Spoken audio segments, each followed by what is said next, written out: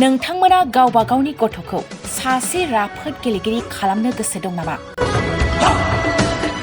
रायजोआरि हादरारि हादर गेजेर थाखोसिम गेलेगिरि खालामनो गोसो दंब्ला नोंथाङा गोबाव दा खालामसै। सासे राफोद रोंखा-राखा गेलेगिरि खालामनो थाखाय नोंथाङा जानजि खाफ्रादो आरो मुं थिसनहैदो।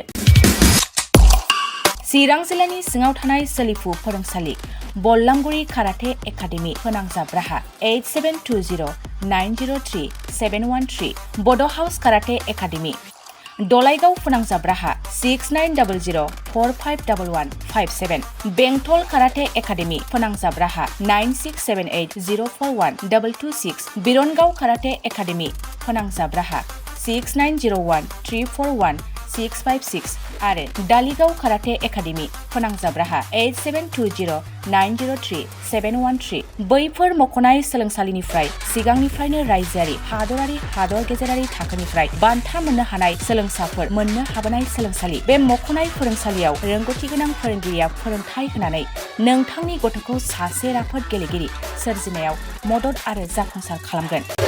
अब्ला मानोथो गोबाव खालामनो, थाबैनो मुं थिसनहैदो।